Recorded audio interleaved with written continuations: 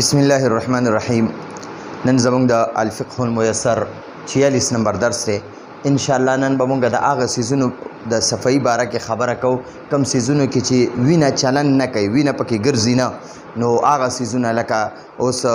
وزره شوه، داسې د چرګې وزره شوه، او بڼه چې کومه بڼه تې وتي هغه بڼه شوه، یا دغه شانتې ویښته شو، یا دغه شانتې د دې څاروو ښکر شو، ښکر او دا شان د دې څاروو چې کوم هغه د خپو نوکان وي او اډوکي شو، نو دغه چې دی دغه پاک دي که ناپاک دي، نو دغه باره کې به انشاءالله نن خبره کوو. کل شیء، د دې کل شیء کل معنا ده هر، او شیء معنا ده سیز، هر سیز. لا یسری، لا یسری معنا ده چې چلی پکې، چلی چلن پکې کوي، لکه مثلا دی رګونو کې وینه چلن کوي، ټیک شو جی. نو دقه یادی لا یسری معنا ده چې چلی، چلن کوي، چلی نه چلی. لا یسری معنا ده نه چلی، نه ګرځي، نه ګرځي. فیه، فی معنا ده کې، او هی معنا ده دغه هغه. الدم، دم وینې ته وایي، وینه خون ورته اردو کې وایي. کل شیء هر سیز، لا یسری چې نه چلی، فیه په دغه سیز کې، الدم وینه، هر هغه جز، هر هغه عضو، اعضاو کې چې کوم عضو داسې وي چې هغې کې، یا داسې د هر هغه جز به ووایو، ټیک شوه. د انسان دا نوکان دي، د دې چې کله دا نوک غټ شي، نو دغه غټ ځای چې دی دغه کې وینه چلن نه کوي. دغه شان ویښته شو، نو د انسان نه د ځناور به واخلو ښه جي، نو هغه ویښتو کې چې دی وینه نه چلی، نو چلن نه کوي. نو کل شیء هر هغه سیز، لا یسری چې چلن نه کوي، فیه په هغې کې، په هغه سیز کې، الدم وینه چې وینه پکې نه چلی. لا یکونو، لا معنا ده نه، او یکونو معنا ده کیږي. نجسن ناپاکا، بل با جاره معنا ده سره، او الموت معنا ده مرګ. دې ځای پورې لږ ځان پوه کړو. وایي کل شیء هر هغه جز، هر هغه سیز، لا یسری چې په هغې کې چلن نه کوي، فیه په هغې کې، الدم وینه چې هر هغه سیز چې په هغې کې، هر هغه جز چې په هغې کې وینه چلن نه کوي، وینه پکې ګرځي نه. لا یکونو نجسا، نو هغه نه ناپاکه کېږي بالموت مرګ سره. یو ځناور دی هغه مړ شو او د ده ویښته دي، د دغه سیز ویښته، نو ګورئ په ویښتو کې خو وینه چلن نه کوي که نه، نو دا ویښته چې دی د دغه ځناور هغه ویښته هغه د مرګ سره نه ناپاکه کېږي، ټیک شوه. اوس یو غوا ده، هغه راپرېوته او مړه شوه، حلاله دې نه کړه او مړه شوه، نو د دې غوا دا غوښه حرامه شوه، د دې غوا دا څرمن دا ټول هر څه حرام شو، ټیک شوه. دا غوا غوښه ته نشي استعمالولی، د دې غوا پی اوس بیا ته نشي استعمالولی. دغه شان میښه راپرېوته مړه شوه، حلاله دې نه کړه، دا مرداره شوه. لیکن د دې دا ویښته هم نه ناپاکه کېږي، د دې غوا ویښته ښکر یې نه ناپاکه کېږي، د خپو دا چې کوم هغه اوږده غونته کې هغه د دې څاروو دا کوم غټ غونته کې نوکان دي، دغه نه ناپاکه کېږي، ټیک شوه جي. اډوکي نه ناپاکه کېږي، ځکه چې په دې سیزونو کې وینه چلن نه کوي. نو کل شیء هر هغه سیز، لا یسری چې ګرځي نه، فیه په هغه سیز کې، الدم وینه، وینه چې پکې چلن نه کوي، وینه پکې ګرځي نه. لا یکونو، نو نه کېږي نجسا ناپاکه، بالموت مرګ سره، مرګ سره نه ناپاکه کېږي. دا مثالونه درکړي دي. کالشعر، کاف جاره معنا ده لکه، اردو کې وایي جیسے. الشعر، شعر ویښته،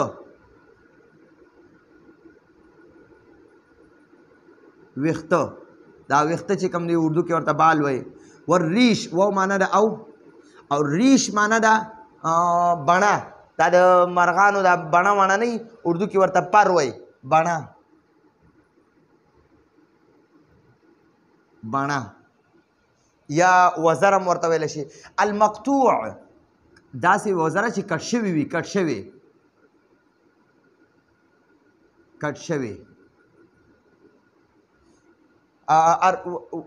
ریش المقطوع معنا کټ شوي بڼه. و معنا ده او. قرن، قرن ښکر ته وایي، ښکر.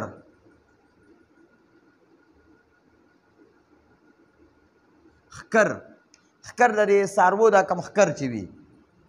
یا زما په خیال دا بلې خا سره لیکلی کېږي خکر واو معنا ده او حافر معنا ده د خپو نوکان د دې ځناورو د خپو نوکان ټیک شوه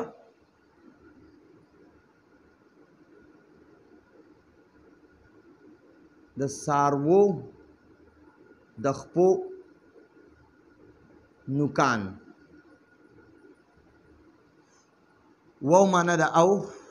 عزم معنا ده هډوکي یادوي هډوکي اوس دې ته پورې ځان پوه کړو وایي کلو شیء هر هغه جز هر هغه څیز هر هغه جز لا یسري چې چلن نه کوي چلی نه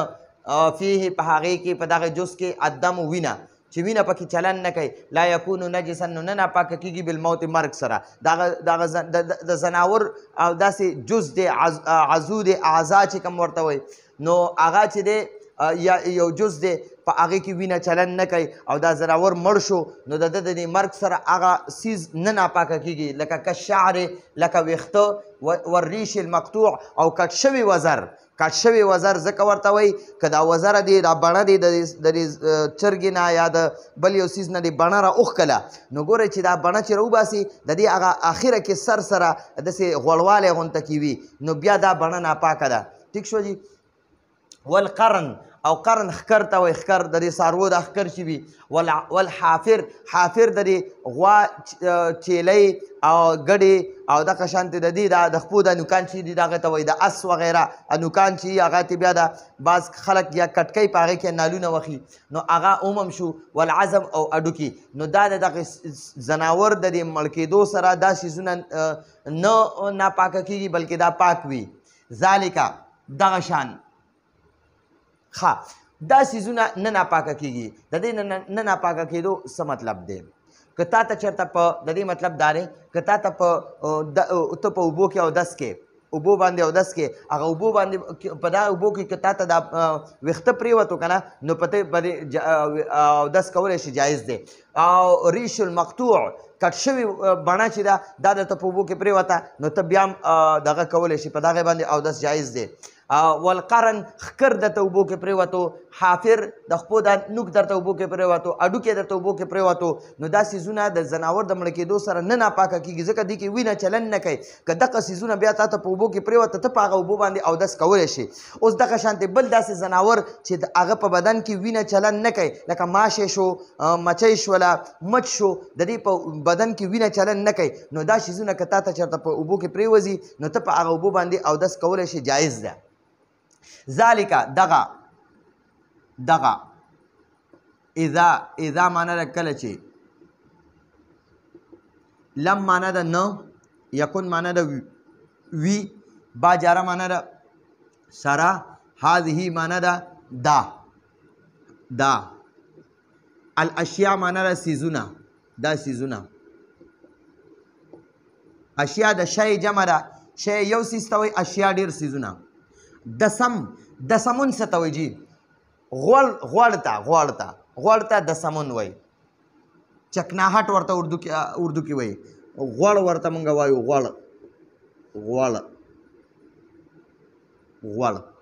ټیک شوه جي ذالک دغه اذا لم یکن چې کله نه وي بهذه الاشیاء دغه شیزونه چې کله نه وي دا سمون غوړ چې دا سیزونه کله غوړ نه وي که نه او تا ته په اوبو کې پرېوته نو ته په دغه اوبو باندې اودس کولی شي او که نه دی کې یو څیز کې غوړوالی وي لکه اوس تا بڼه راوښکله د چرګې نه یا د بل یو څیز نه او د هغې هغه اخره کې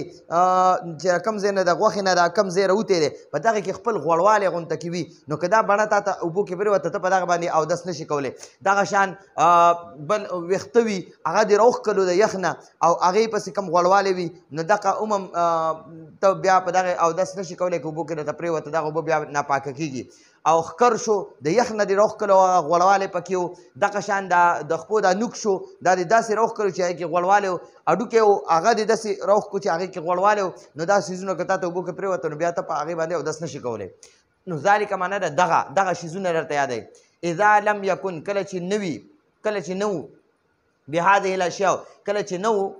بهذه الاشیاء په دې څیزونو کې دا چې کوم مخکې ذکر شو په دې څیزونو کې دسمون غوړوالی نو چې کله دا په دې کې غوړوالی نه او بیا درته اوبو کې پرېوته نو بیا په دغه اوبو باندې اودس جایز دی اما بهر حال اما معنا ده بهر حال اذا معنا ده کله چې کان معنا ده وی دا معنا ده کله چې باب جاره معنا ده سره او ها معنا ده دغه د سمون معنا ده غوړوالی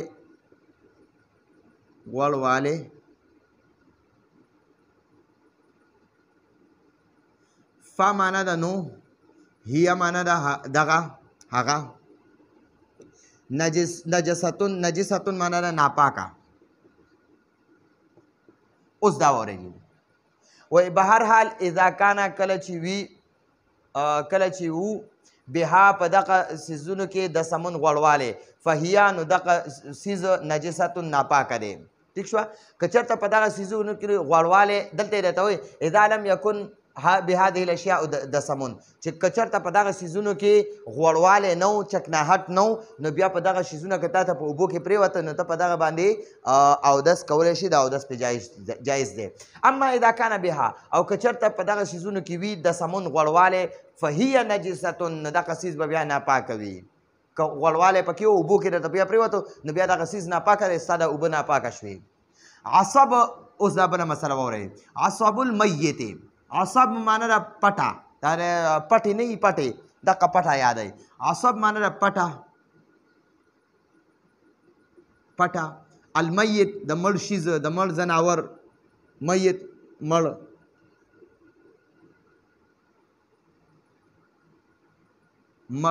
او نجسون معنا ده ناپاکه اوس دې ځای پورې بله خبره واورئ عصب المیت نجسون وای د مړ زناور پټه نه ده پټې دا ناپاکه دي ځکه چې دا پټې چې کومې دي که نه نو دا کله کټکې که نه دا پټه که کټکې نو دغه زناور ته تکلیف رسیږي او نوک وغیره چې کټکې یا ښکر کټکې نو دغه زناور ته تکلیف نه رسي نو ځکه هغه نوک یا ښکر دا که اوبو کې پرېوته دا ناپاکه شو او دا پټې نه دي پټې دا د زناورو دا پټې چې دي دا ناپاکه دي ځکه چې کټ کولو سره د زناور ته تکلیف رسیږي نافجة المسک دا اوس بله خبره شروع شوه نافجه معنا دا یو قسم تیلی وي تیلی د مسک مشکو ته وایي طاهرتون دا پاکه وي دا هرن نه وي هرن مونږ ورته پښتو کې اوسی وایو اوسی یو خو خرګوش هغې ته سوی وی سوی او یو اوسی وي اوسی هغه د دې چیلۍ عمره وي او هغې ته هیرن وی د دې په دې نوم کې یو قسم ګوتۍ تیلی غونته کې وي په هغې کې مشک وي نو د دې دا ګوتۍ یادوي ښه نافجه معنی د هغه ګوتۍ یا تیلی یادوي تیلی او مسک مشکو ته وایي مشک خوشبوه مشک او عنبر چې خلک یادوي هغه مشک یادوي وی طاهرتون پاک وي پاک ٹھیک شوه نافجة المسک طاهرتون د مشکو تیلی دا د مشکو تیلی دا پاک وي ٹھیک شوه پاک وي کما څنګه چې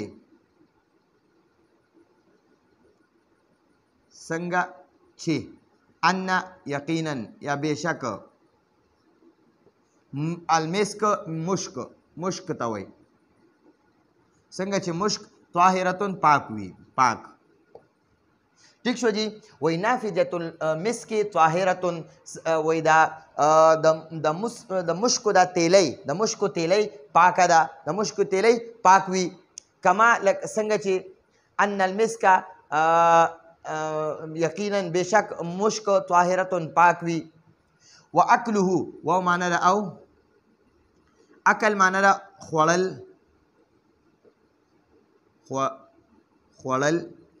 هو معنی ده د هغه یعنی د هغه مسکو هغه حلال معنی ده حلال ګورئ جی دلته وایي نافجة المسک د مشکو تیلی طاهرتون پاکه وي د مشکو تیلی پاکه ده د مشکو تیلی پاکه ده کما لکه څنګه چې لکه دلته به دا لکه ونه لیکو کاف جاره معنی ده لکه لکه څنګه چې ان المسک یقینا مشک طاهرة پاک دی، څنګه چې مشک پاک دی دغه شان د دې مشکو دا تیلی ده دام پاکه ده. واکله او د دغه مشکو خوړل د دې مشکو د تیلی خوړل حلال حلال دی، پاک دی، حلال ده. ګورئ وایي مشکو دا تیلی چې ده وایي دا په هر حال کې دا پاکه ده، که دا اوچه وي او که لمده وي، که دا هرن چې ده دا اوسۍ که دا حلاله شوي وي او که نه مړه شوي وي، په هر حالت کې د مشکو د